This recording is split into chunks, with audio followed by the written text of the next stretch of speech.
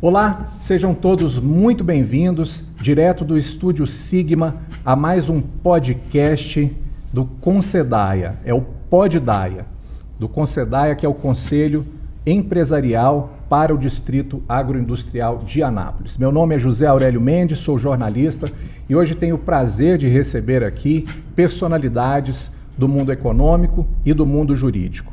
Eu estou aqui com Cecílio Dyer, economista, e com Fernando Moraes e Dalmo Jacob do Amaral Júnior, advogados tributaristas. É um prazer estar aqui com vocês hoje e de antemão já agradeço pela contribuição com a nossa causa e pelas informações que vocês estão prestes a nos conceder. Começando aqui pelo Cecílio, gostaria que você se apresentasse melhor, Cecílio, a sua área de atuação, quem é você, para quem ainda não te conhece, né? Porque você é bem famoso aí nesse ramo. Bom, é um prazer estar aqui. Meu nome é Cecílio Dyer, eu sou economista, contador, tenho um mestrado em contabilidade, doutor em administração, sou professor da UNB, sou estudioso da área de tributação, especialmente incentivos fiscais, principalmente quando a gente nasce em Anápolis, em Goiás, que é um estado que cresceu, que virou o que é hoje em função dos incentivos fiscais, e a gente que gosta do assunto tem que estudar isso, porque a gente vive isso no dia a dia. A gente viu Goiás se transformar graças aos incentivos fiscais. É isso aí. Dalmo, fala um pouquinho sobre o seu trabalho também, você que também é bem famoso aqui, né, na parte tributarista. Boa noite, eu quero agradecer a oportunidade, Zé Aurélio, de estar aqui com vocês para trocar um pouquinho da ideia sobre tributação, sobre o momento econômico do Brasil, o que a gente espera da reforma tributária, né? Sou advogado há 32 anos, hoje nós temos uma equipe com 108 profissionais, estamos em 7 estados, e um dos temas aqui, que é a subvenção, é um tema que a gente é muito próximo. Quando surgiu a Lei Complementar 160, eu presidi a Comissão Nacional de Direito Tributário lá em Brasília. Então a gente ajudou, inclusive, a trocar ideia, a gente teve uma participação bem ampla no CONFAS 190 para a criação dessas subvenções. E hoje nós representamos várias entidades nessa matéria, representamos 82 sindicatos. Hoje nós advogamos para a Dialgo, para a CIEG, para a ADAG, para a FEComércio de Goiás, os 33 sindicatos da Federação do Comércio. Advogamos para a FEComércio do Amazonas, todos os sindicatos do Amazonas, Tocantins. Então, hoje, nessa matéria da subvenção, a gente está representando judicialmente 82 sindicatos. Então, é uma matéria que a gente tem aprofundado para entender um pouquinho mais do que está acontecendo e tentar manter, mesmo que parcial, esse benefício tão importante para a economia brasileira. Rapaz, você está mais importante do que eu imaginava, hein? Não, de forma alguma. Eu queria que você falasse um pouco sobre você também, Fernando. Está acompanhando aqui, né, o Dalmo? Estou acompanhando, boa noite, muito obrigado pelo convite. Eu estou ao lado do Dalmo nesse desafio que é ajudar as empresas, né, nesse momento tão difícil, reforma tributária, todo mundo com a insegurança jurídica grande, nós estamos aí cada dia mais estudando e reforçando os conceitos para a gente levar segurança para as empresas, tranquilidade para ter um futuro de boas decisões, né? Tá certo. Cecílio, quero começar com você. Como é que você avalia a situação econômica atual de Goiás depois do fim das subvenções? Bom, as subvenções ainda não acabaram, né? Elas vão realmente acabar com a reforma tributária, quando a reforma tributária estiver completamente implementada. A expectativa é 2032, mas ela já levou uma pancada forte com a aprovação da Lei 14.789 agora no final do ano. Porque o que essa lei fez foi simplesmente tributar as subvenções para investimento concedidas pelos estados em mais de 42%. Então, de cada R$100 que o estado conceder de isenção, ele vai ter que pagar R$42 para o governo federal. É algo inesperado, é algo muito pesado para as empresas, né? Ainda mais nesse momento de hoje, porque a subvenção, queira ou não, é um fator forte para as empresas estarem aqui em Goiás. né? A gente tem que tirar da cabeça aquilo que foi vendido, que a reforma tributária ia ser excelente para todo mundo, porque ia acabar com a guerra fiscal, então todo mundo ia trabalhar normalmente. Isso é uma falácia, é uma conversa fiada que o governo federal, apoiado por várias instituições, principalmente do eixo Rio-São Paulo, colocaram para vender a reforma, porque a reforma, na verdade, ela tem um objetivo principal, é acabar com o poder dos estados, concentrando o poder no governo federal.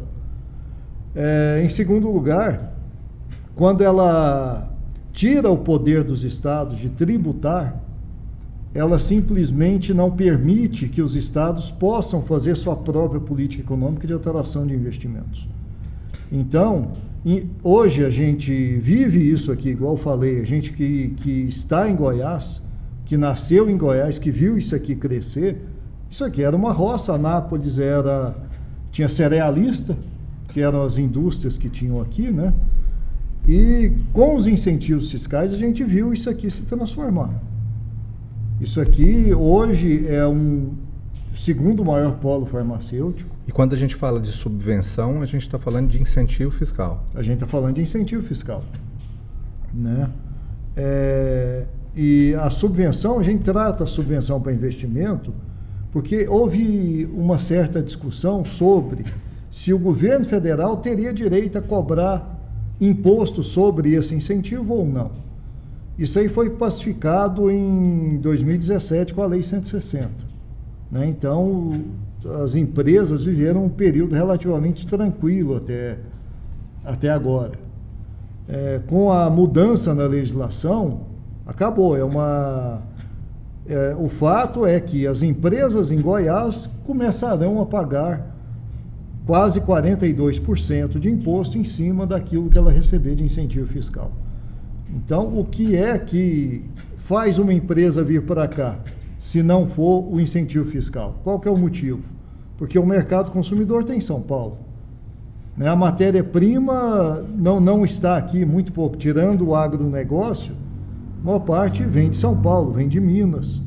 Então, qualquer aumento no custo leva a empresa a sair do estado. E é isso que a gente está começando a viver agora e correndo um risco muito grande da gente perder tudo aquilo que a gente batalhou. Tá certo. Agora eu passo a palavra para o Dalmo. Eu queria que você avaliasse a reforma tributária em Goiás e as implicações para os contribuintes e também para o governo do estado. Só um detalhe sobre a subvenção. O que essa lei, a 14.789, que o Cecílio falou, o que ela fez? O Superior Tribunal de Justiça deu 2 julgamentos para a subvenção. Isso é muito importante para os empresários do DAIA ouvirem. O primeiro julgamento julgou a subvenção no questão do pacto federativo, apenas sobre crédito, o crédito outorgado e o presumido. O que significa isso? Os créditos outorgados e presumidos não precisavam atender os requisitos da Lei Complementar de 160, o artigo 30. Você poderia distribuir lucro e era um direito definido independente da Lei Complementar 160. E o STJ teve um novo julgamento o ano passado, no final do ano, falando que as outras subvenções também valeriam, você não precisaria de pagar os tributos federais sobre a subvenção. Mas julgou as demais subvenções sem ser o crédito outorgado e presumido. Porém, essas outras subvenções, que são isenção, redução de base de cálculo, você não poderia distribuir lucro, teria que cumprir as exigências do artigo 30. Na verdade, a lei 14.789, ela cancelou o artigo 30. Então, ao nosso ver, a subvenção no que tange a crédito outorgado e o presumido, ele continua valendo. Porque o que se cassou na lei foi o artigo 30. O crédito outorgado de presumido não faz parte da composição do artigo 30 e da Lei Complementar de 160, que faz parte de um pacto federativo. É uma outra discussão. O que é importante frisar isso? Para Goiás, o Pró-Goiás é um crédito outorgado. O Produzir e o Fomentar, não. Então, se essa linha de entendimento, de julgamento do STJ, que foi 10-0, continuar prevalecendo, e deve prevalecer, as empresas que têm um crédito, que têm o produzir e o fomentar, perderiam o direito de abater os tributos federais na subvenção. Só teria direito quem tivesse o Pró-Goiás. Então, não é uma coisa importante para a gente frisar, que são dois julgamentos distintos, e ao nosso ver, na análise do escritório, a Lei 14.789 acaba com todas as subvenções, menos o crédito otorgado e o presumido. E qual que é o impacto para os contribuintes, para o De governo? todo jeito, é imenso. Você pode pensar que a subvenção, a partir de abril, nós vamos ter uma inflação, em virtude da subvenção, de no mínimo 12% a 14%. Porque a fábrica vai pagar esses 42%, o atacado vai pagar esses 42%, e o mercado também, em cima das subvenções. Então, você tem uma cascata, né? Eu acredito até num impacto negativo para o governo na eleição dos municípios. A reforma tributária é extremamente equivocada. Igual o Cecílio falou, o que a reforma tributária fez? Está tirando o poder dos estados do município de tributar. A tributação vai concentrar exclusivamente na União, quase que totalmente na União. E os estados vão ter que vir com o PIS pedindo dinheiro, os municípios. E com detalhe, ele vai criar um conselho para decidir quanto manda para cada estado. Imagina o impacto político disso. Mas vamos analisar na nossa querida cidade de Anápolis. Quem te dá educação, saúde e segurança? Quantas escolas federais nós temos em Anápolis? E escola municipal e estadual? Quem te dá educação? O estado e o município. Quando você fala de segurança, nós temos quantos policiais militares, policiais civis, delegados civis, viaturas civis e militares rodando? E federal? Não tem nem jeito de comparar. A justiça estadual tem em cada município do estado, e a federal. Quem te dá segurança é estado e município, tem os guardas municipais. Quando você passa para a saúde, nós temos quantos hospitais e postinhos estadual e municipal? E federal? Nenhum. Então, imagina o seguinte, um prefeito custa cuidar da saúde de uma cidade. Um governador custa cuidar da saúde das cidades do estado dele. Como você quer delegar para um presidente cuidar de 5 mil municípios? Eu acredito, tenho a minha convicção, como a reforma tributária começa a entrar em vigor daqui a 2 anos, e ela vai ficar 80 no sistema atual, 10 no antigo, até 2033. Até lá nós temos 3 presidentes. Eu não tenho dúvida nenhuma que até ela vai ter tantas mudanças que ela não vai ser implementada. Não tem como ser implementada da forma que está, né? Agora, a nossa cidade, Anápolis, sou de Anápolis, moro a vida inteira aqui. Cara, você pensar o que é Anápolis, usar até uma expressão que é foda. Anápolis tem 3 governadores. O de Goiás, do Mato Grosso e de Roraima. Que cidade no Brasil tem 3 governadores? Politicamente sempre fomos muito fortes. Nós temos Henrique Meirelles, talvez o maior economista da história do Brasil. Aí nós vamos partir para empresas. Qual que é a maior empresa de alimentos no mundo? JBS. Começou onde? Anápolis. Aí você pega a Granol, uma das maiores do mundo em biodiesel. Isoeste, segunda maior do mundo em isolantes térmicos. Remédio, você pega Teuto, Neoquímica, Geolagme, entre genérico e similar, representa mais do que qualquer outro lugar do Brasil. Então, Anápolis sempre foi protagonista, sempre foi protagonista. Quando Anápolis tem um PIB per capita maior que Goiânia. Então, e isso, muito disso se deve ao DAIA.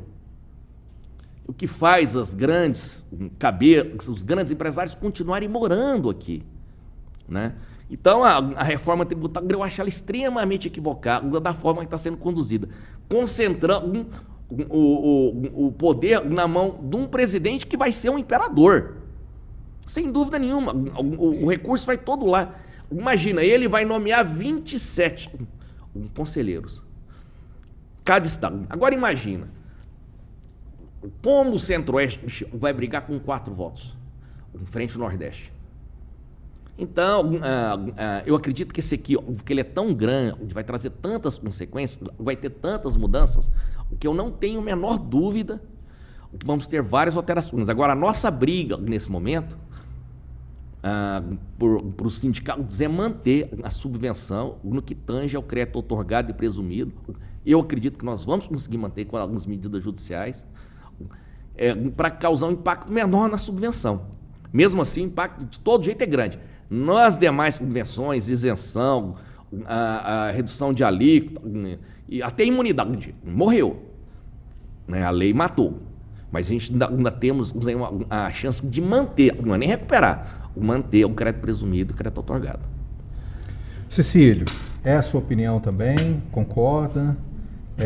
Temos aí que uma batalha pela frente, alguma coisa pode ser revertida a nosso favor? Concordo com o Dalmo. Agora, eu acho que a questão do crédito outorgado, crédito presumido, vai ser uma briga boa. Nós estamos vivendo um mundo excelente para advogados, né? Porque a reforma tributária, esse fim da subvenção, realmente as empresas elas estão cada vez mais dependendo de teses jurídicas, né? A Receita, a gente está vendo, ela quer arrecadar de qualquer jeito. Esse governo precisa arrecadar porque é um governo que gasta muito, né? Um governo perdulário, a gente está vendo. É um governo com pensamento lá da década de 1950. Ele acha que ele tem que concentrar o poder e concentrar o dinheiro e dizer onde é que o dinheiro tem que ser investido. A gente está vendo agora a política industrial do Lula. É um negócio... Gente, isso é 1950. Não existe isso mais, né? O Brasil hoje não nós somos 5 mil municípios, igual o Dalmo falou. Cada um tem que tomar conta de si. E a gente está vendo um retrocesso enorme nisso aí. Me preocupa muito essa questão do Progoiás. Eu sei que é uma tese excelente, porque se fala muito do crédito presumido, né? O nosso aqui é crédito outorgado, ainda tem que ser discutido se é a mesma coisa. No princípio é o mesmo, mas a gente tem que convencer juiz, e só o fato de ter que entrar na justiça, de brigar, isso causa uma dor de cabeça e uma insegurança. E se eu perder? E a reforma pregava que ela viria para diminuir os conflitos jurídicos, né? Não, tem duas coisas que a gente tem que ver. Uma questão é a narrativa. Outra questão é o que está por trás disso. Realidade. A narrativa é que ia diminuir tributos e ia facilitar. Então eles trocaram 5 impostos por 5 impostos. Na verdade, trocaram 5 por 10. Porque daqui 2 anos vai fazer 2 apurações. Então eu não tenho mais 5 impostos, eu tenho 10. Eu vou ter que duplicar a minha equipe de contabilidade. Eu tenho que ter uma equipe que entende do novo e uma equipe que entende do antigo. Que eles venderam que agora nós vamos ter o imposto que não é mais em cascata, que cada etapa da produção vai compensar aquilo que foi pago na etapa anterior. O ICMS é isso. É uma conversa fiada que a gente tinha um IVA, que é o ICMS, que está sendo pensado e desenvolvido desde 1960. Só que naquela época, quando ele foi pensado, a gente tinha grandes economistas, um Roberto Campos, um Otávio Gouveia. Hoje não tem. Hoje, a hora que você pensa, as pessoas que desenvolveram essa reforma, você vai me desculpar. Foi uma reforma pensada totalmente em termos políticos e não em termos econômicos.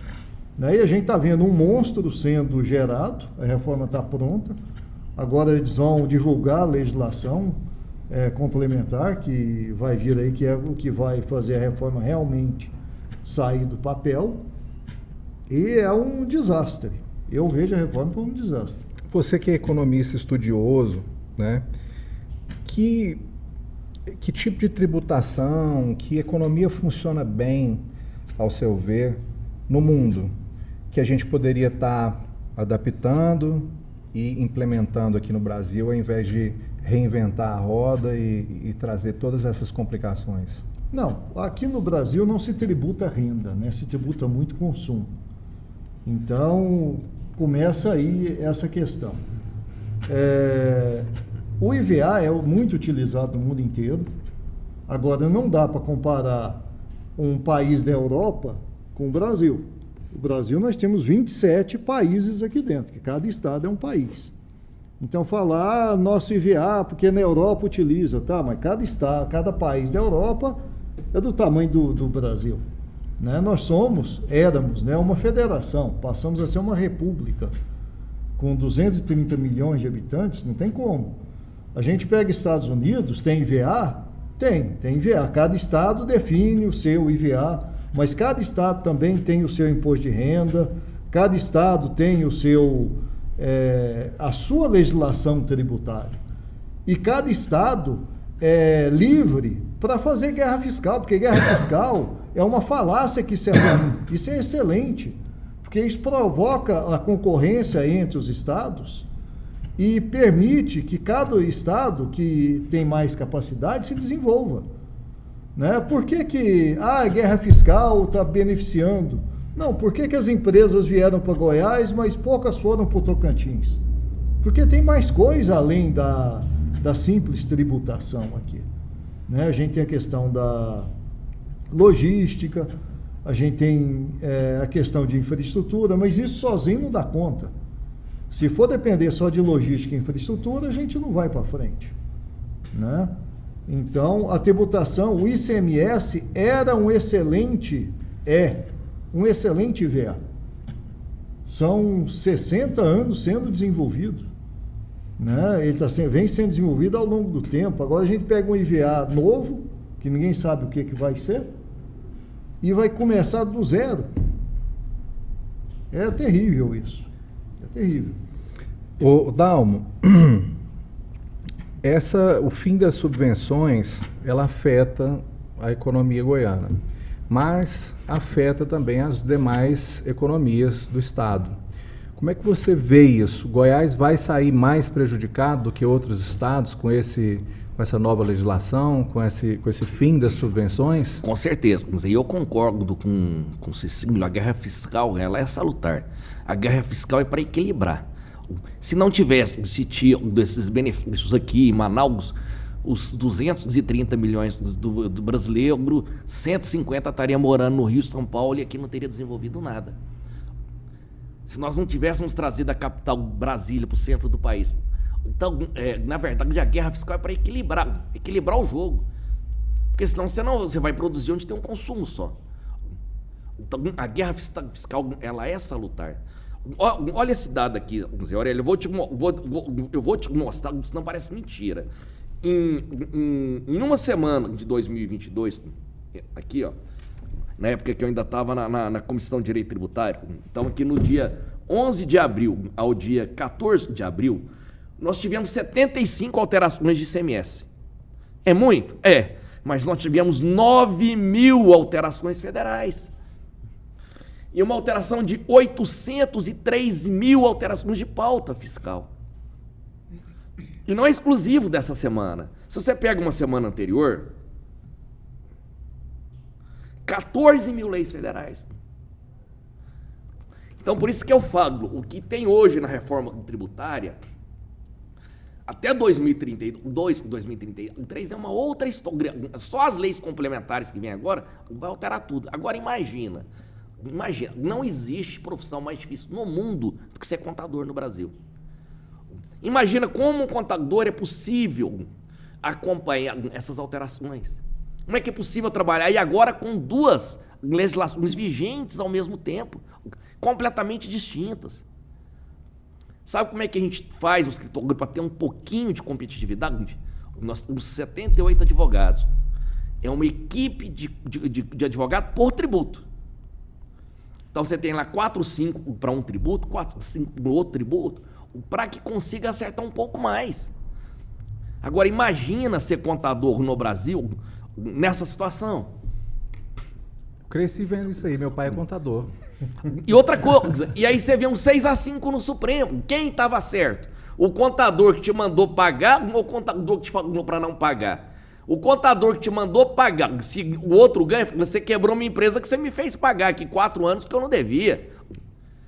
Mas se for a decisão contrária, o 6-5, você me quebrou porque você falou para mim não pagar, agora eu tenho que pagar com multa.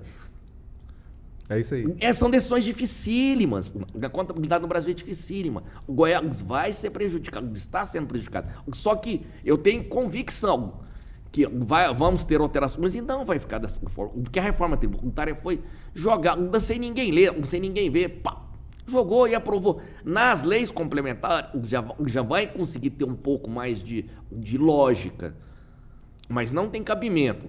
Um município de São Paulo, município de Anápolis, Goiânia, Porto Velho, não legislar. Um estado não legislar. Porque quem sabe a realidade de cada estado, no Brasil, cada estado é uma realidade. Se acabar com a Zona Franca de Manaus, acaba Manaus. Como é que você vai competir no estado sem um benefício fiscal lá? Sendo que nem tem estrada para chegar em Manaus. Manaus tem estrada. Você pega o estado de Manaus, vai para Roraima, você chega até no Canadá. Mas não vem para o Brasil. Porque o resto do Brasil não vem. Porque de Manaus a Porto Velho tem 600 quilômetros não asfaltado, 500 e poucos quilômetros não asfaltados. São aquelas imagens que a gente vê dos caminhões atolando. Sim. Não tem condição de passar. Como que Manaus vai funcionar então?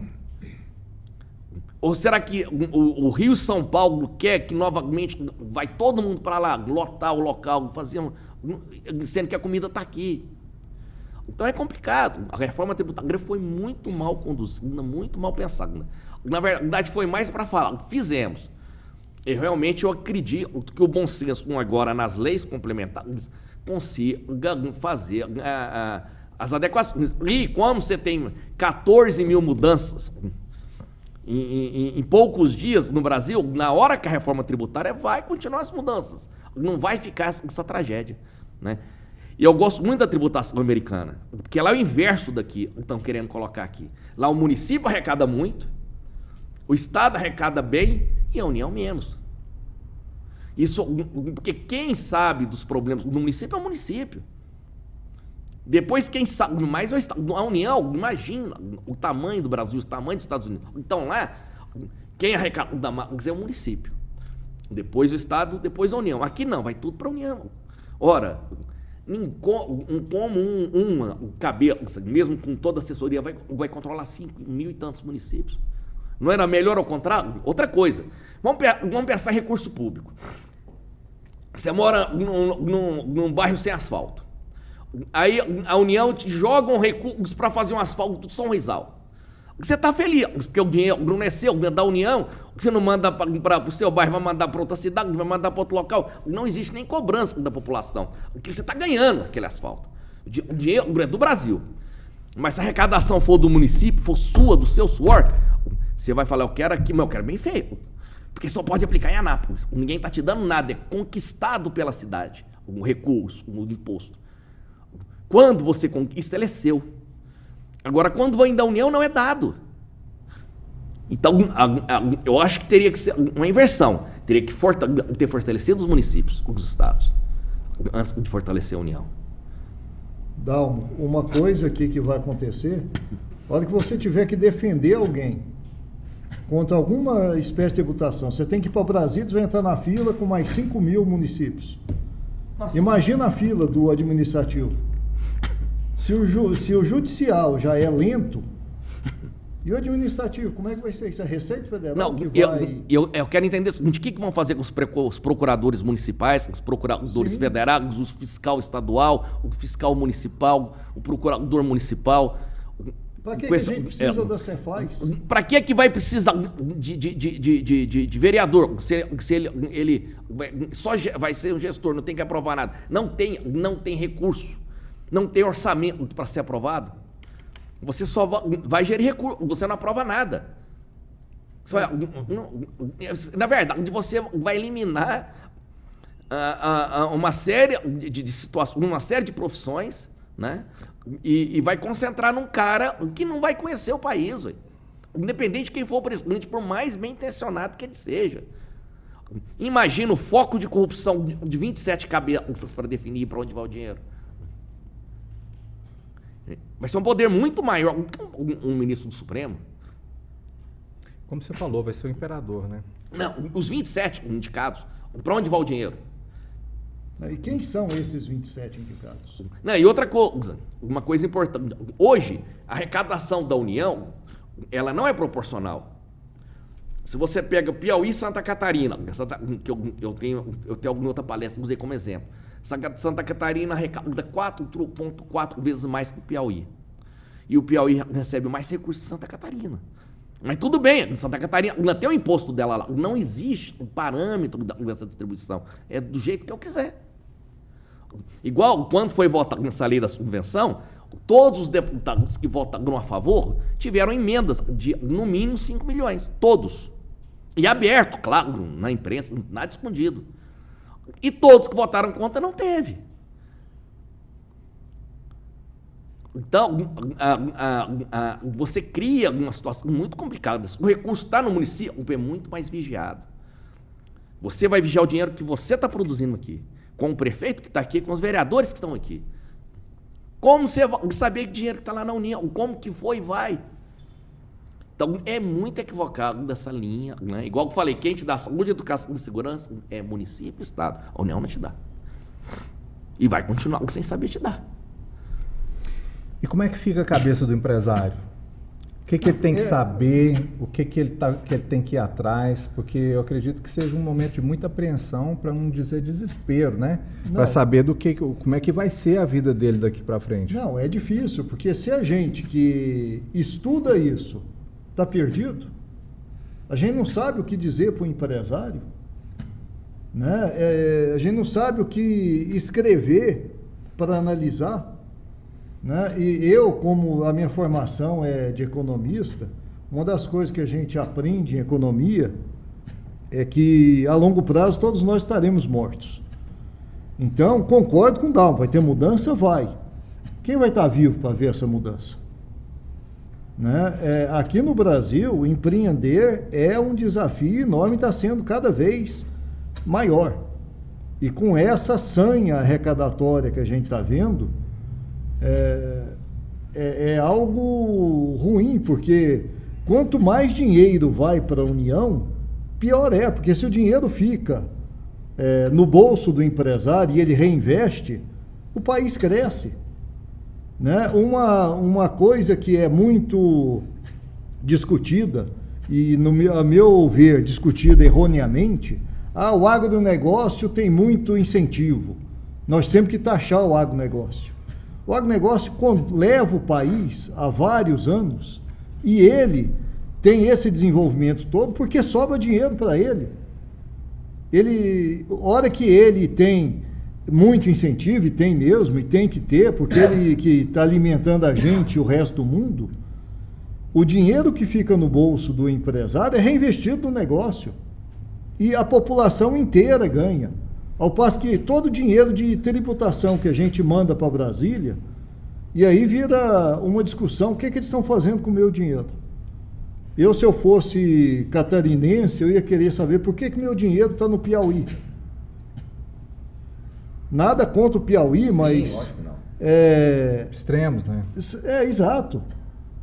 Eu quero que o dinheiro fique aqui. E agora não, agora vai tudo para Brasília, e de lá não sei nem o que vai ser feito com esse dinheiro. Quanto que vai ficar em Brasília, em primeiro lugar? Porque em Brasília é muito caro. Agora o seguinte, assim, não querendo levar para o lado da polêmica, da polarização, mas se nós tivéssemos um governo federal de direita, você acha que essa reforma tributária ela estaria sendo conduzida de uma outra maneira? Não, primeiro, essa reforma tributária é do Guedes, né?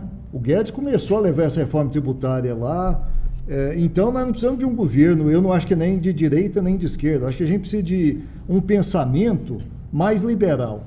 O governo que a gente tem hoje está datado, a verdade é essa, a gente vê pelos líderes que estão aí, e a gente não vê nenhuma liderança nova, nenhum pensamento novo surgir. Né? A hora que você volta com PAC 3, PAC 4, que PAC não existe, né? Na verdade, PAC ele... quanto você vai investir tanto? Põe no PAC. Quanto você vai investir tanto? Põe no PAC. PAC não existe. É propaganda. Hora que se fala em planejamento econômico, planejamento industrial, igual eu falei, isso aí é década de 1950. Então, o que a gente precisa é de novas lideranças na parte política e econômica que a gente não está vendo surgir. Né? Não digo que seja direita ou esquerda. Né? É lógico que o Paulo Guedes tinha um pensamento mais liberal do que o PT. Mas muito da reforma tributária foi enviada por ele. Né? Está aí e foi aprovada agora. Então eu não vejo o que faria de diferença nesse momento. Dalmo, o que você considera que vão ser os principais desafios tributários a serem enfrentados por Goiás num futuro próximo? Na questão do agronegócio, que o agronegócio não é um motor muito importante na economia goiana. O agronegócio tem incentivo? Tem. Mas lá fora não é incentivo, tem subsídio. Se na Europa um holandês, um suíço beber um copo de leite que ele produz, ele está jogando dinheiro fora. Porque ele recebe 4 e o mercado vende por 3. Lá fora é questão de segurança nacional a alimentação. Então não é que tem incentivo, tem subsídio. Boa parte do mundo tem subsídio, né? Então os benefícios no agronegócio, que Goiás é de extrema importância, eles têm que continuar por questão de segurança nacional. E vamos pensar o seguinte: quando o dinheiro sobra para qualquer segmento, o lucro é extremamente salutar. Por que você está falando isso, Dal? Se você tem um telefone bom hoje, foi porque a Apple teve lucro e investiu em mais recursos. Se você tem um remédio melhor hoje, é porque a indústria farmacêutica lucrou muito, investiu em 10 pesquisas e aprovou 2. 8 foi embora. Só existe essa possibilidade de crescimento da nossa população se houver lucros em todos os segmentos.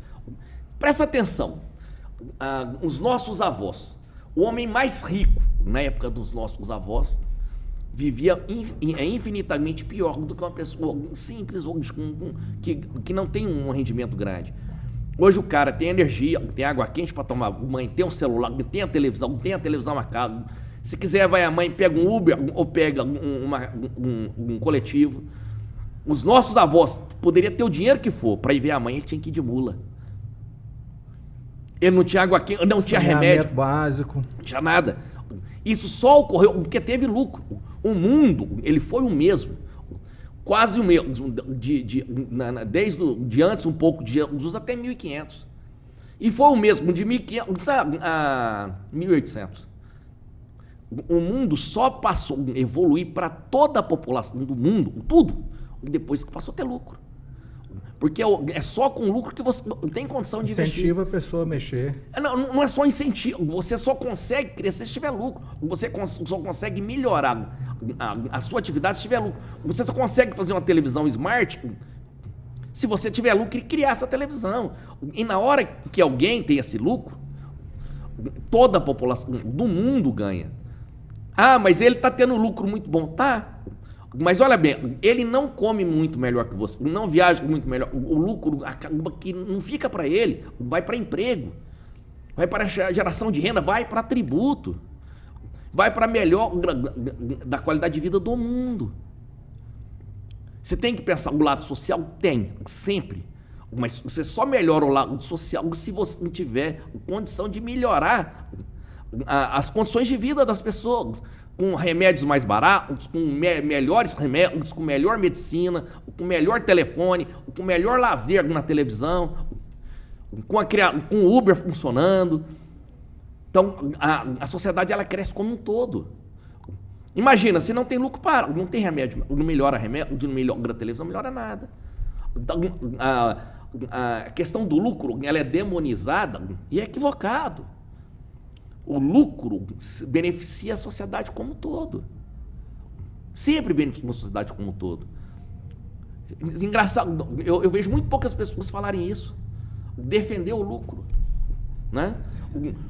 Um cara que lucra 500 mil ou 100 milhões, a vida dele não muda em nada. Aquela diferença, ela retorna integralmente para a sociedade. Em melhores projetos, em melhores empregos. Se você for pensar, um cara que ganha 200 mil, ganha 100 milhões, a vida dele não muda nada, toda a diferença vai para a sociedade. Você tocou num ponto importante agora, Dal.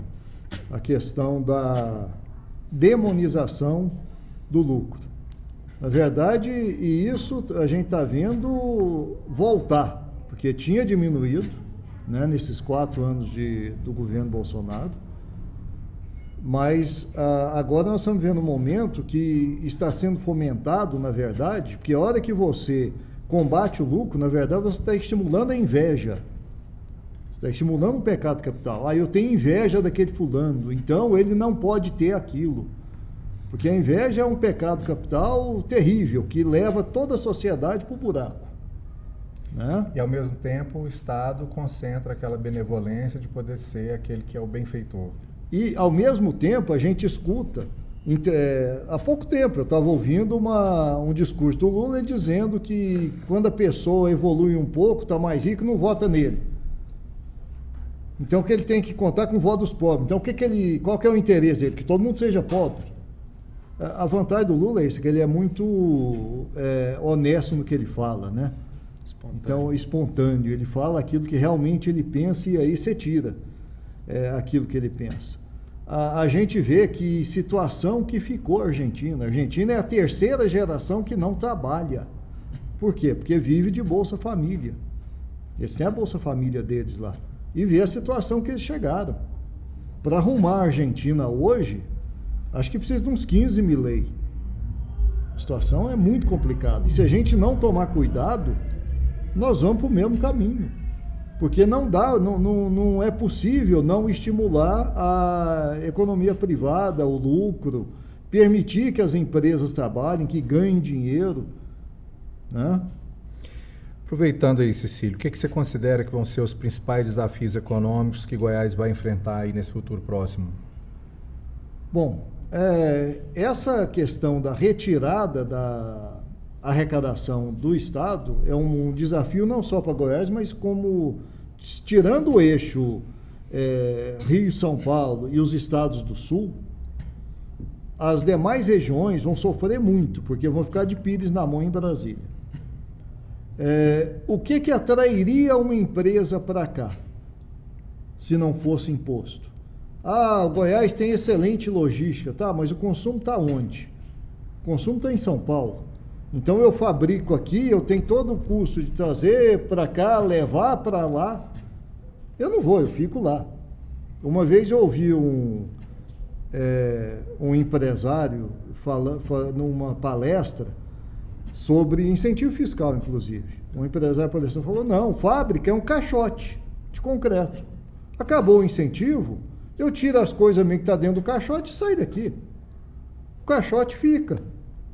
Eu não tenho essa preocupação. Eu vou para onde for mais rentável para a empresa.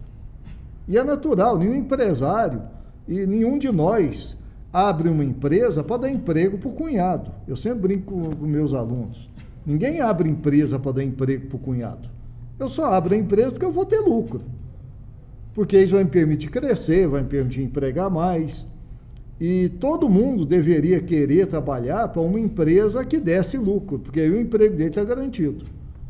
Né? Porque se a empresa não der lucro, pode procurar outra coisa. Olha um dado aqui interessante. Né? O Brasil investe equivalente a $2.981 por aluno. Nós estamos falando em quase R$15 mil. É o custo de um aluno no Brasil. Nós temos... Isso por quanto tempo? Não, um ano. Por ano. Por ano. Então, é equivalente a 15 mil custa um aluno para o Brasil. O Brasil é o 3º pior gasto por aluno dos países da OCDE. Mas são 42. Tá lá atrás em qualidade, né? Não, é o 3º pior, o que mais gasta por aluno. Né? É o que mais desperdiça o dinheiro. Vamos pensar o seguinte, vamos fazer uma ideia aqui, R$15 mil por aluno. Um pai tem 3 filhos. Não era muito melhor dar a bolsa para o cara e o cara pagar uma escola particular e exigir que a escola fosse boa, a escola fosse premiada com os alunos melhores, aquele aluno que se destaca, além dele ganhar bolsa, vamos supor, de R$800, porque está saindo a R$1.500 quase, você saiu bem, você tem mais 500 numa poupança. Você incentivaria a pessoa a estudar, teria boas escolas, você cobraria daquela escola, e com esses 15 mil que gastam por aluno, imagina, Você criaria uma situação. Você estudou, você tem, além da sua escola paga, você tem isso aqui na sua poupança para você formar. Na verdade, você vê, 15 mil é muito que se gasta por aluno no Brasil, mais do que as escolas particulares. Nós temos que melhorar a situação do nosso brasileiro, dar mais qualidade de vida, melhorar a educação, dar mais oportunidade de crescimento. Se você vê, você tem vagas para emprego, você tem que qualificar melhor, remunerar melhor. O Estado tem que criar outras formas de diminuir a desigualdade social. Eu acho que tem que diminuir mesmo. Tem que melhorar muito a situação social do Brasil. Mas você consegue de outra forma, né? Esse gasto por aluno, eu acho um absurdo, 15 mil. Olha, para a gente finalizar aqui o nosso debate, queria que vocês dissessem alguma coisa para o empresário do DAIA. Queria que vocês ou os tranquilizassem, né, ou deixassem aqui uma preocupação. O que a gente tem a dizer hoje para o empresário do DAIA que está assistindo isso aí, está confuso, né, não sabe o que fazer e precisa de um mínimo de orientação para poder estar pensando no seu futuro ali dentro do Distrito Agroindustrial? Olha, o empresário brasileiro, ele é um herói. A verdade é essa. Nós já passamos aqui por situações muito complicadas. Vamos pegar lá o Plano Collor, né? Quando quebrou muita gente, levou muita gente ao desespero. Nós estamos vivendo uma situação extremamente complicada, não chega a ser um Plano Collor, né? Mas é complicada. Mas o empresário é resiliente. E o brasileiro, ele tem uma certa flexibilidade, uma inventividade para sair lá na frente. A verdade é que nós ainda estamos num momento bastante confuso, bastante complicado. Eu sei que o Dalmo já tem teses bastante interessantes. Essa do crédito outorgado para o ProGoiás é uma tese interessante, né? E se prevalecer vai ser excelente. Mas é não desistir, é tentar lutar. E a gente tem o que o empresário precisava mais, fazer uma pressão sobre os deputados, sobre o seu deputado, porque a hora que a gente para e olha como essa reforma tributária foi aprovada em 10 minutos, algo que vai mudar a vida de 230 milhões de pessoas para pior, e eles conseguiram nem ler, e a gente discutia às vezes com um, com o outro, e conversando, e eles comprando a ideia de que não, vai facilitar a minha vida. E a hora que aprova e sai lá, fala, não, agora você tem que ter 2 contabilidades, porque agora são 10 impostos ao invés dos 5 que você tinha. E eu já vi empresários defenderem a reforma, acreditando que vai ser uma coisa boa, que vai simplificar, que você vai ter condições de saber o que você está pagando. Isso, exato, porque se tem uma coisa que esse governo sabe fazer, narrativa. É propaganda. A narrativa deles é excepcional, né? Então, mas a hora que começar realmente a acontecer é que eles vão ver. Só que aí a vaca já foi para o brejo, já foi. Então nós temos que começar a ter um pensamento e um estudo, deveria ter grupos de estudos do lado do empresário, para saber, e agora? Passou a reforma. A legislação que o Dalmo realmente acredita que vai mudar. O que a gente pode sugerir de alteração para ficar menos pior? E levar isso pronto, porque na verdade os deputados lá, eles tá pronto aqui? Tá, então vou pôr para votar. Eu acho que os empresários têm que promover esse tipo de discussão, esse tipo de estudo, e a gente tentar minorar um pouco isso tudo que vem por aí. Dalmo, é um momento de ter paciência, de ter atenção, é um momento de tentar mudar alguma coisa enquanto ainda é tempo. O que o empresário do DAIA pode fazer dentro desse cenário todo aí? Eu acho que vai entrar em vigor daqui 2 anos. Temos que trabalhar bem nas leis complementares agora, fazer essa pressão nos deputados, mostrar o problema. Eu acredito, na hora que você pensar bem, o estado Rio-São Paulo não quer um inchaço lá, da mesma forma que o Centro-Oeste, o Norte e Nordeste não quer um esvaziamento, né, de tudo, de população, de tudo. Eu acho que não quer. Observar o que está acontecendo. Vai ser muito difícil para as empresas durante 20 anos, 2 contabilidades, também vai ser muito difícil para o governo isso, né? Então, tem que dizer, eu acredito que vai ter o bom senso, vai chegar num ponto minimamente razoável. Porque você pode observar que mesmo quando vêm as coisas ruins, depois elas se organizam. Agora, Anápolis é uma cidade especial. Próxima da capital federal, próximo de Goiânia, um clima bom, muita água, um povo estudioso, um povo inteligente, um povo trabalhador, uma cidade segura. Quando eu falei das qualidades de Anápolis na parte política, na parte empresarial, na parte musical, né? Anápolis, os filhos de Anápolis têm muito sucesso. E a gente não quer sair daqui, né? Não quer sair daqui. E o fato de estar próximo de Brasília é um fator interessante, é um mercado de consumo importante. É o estado de maior renda per capita no Brasil. Então, não é para ficar maluco e pensar, não vamos sair, não. Vai surgir outras situações para equilíbrio. Naturalmente vai surgir as situações para equilíbrio. Toda vez que você vê uma coisa muito forçada para um lado, naturalmente você puxa para o outro, né? Eu até acho legal a alternância do poder esquerda-direita para ter um equilíbrio também. Até acho legal. Agora, eu acho que a reforma tributária não pensou no mais importante, que é a população. Porque quando a coisa não vai bem, quem paga é a população. Você tem que pensar o Brasil como um todo, a população como um todo. Você fazer umas mega cidades no Rio e São Paulo não é bom para a população. E nem para cá. Então, com certeza, por mais cabeça dura que tem de um lado do outro, na hora que causar os impactos, você tem que pensar na população. E a própria população vai exigir isso, né? Eu acho que é um trabalho político nesses 2 anos, para que tenha o melhor equilíbrio. E nessa fase de transição que vai até 2033, você pode ter certeza, vai ter esse equilíbrio. Do jeito que está é horrível, não vai ficar. Não tem como ficar. Precisa desesperar, então. Não, de jeito nenhum. Do jeito que está é muito ruim para todo mundo. É bom para quem? Para o imperador. Que nesse caso não seria esse governo. É o próximo.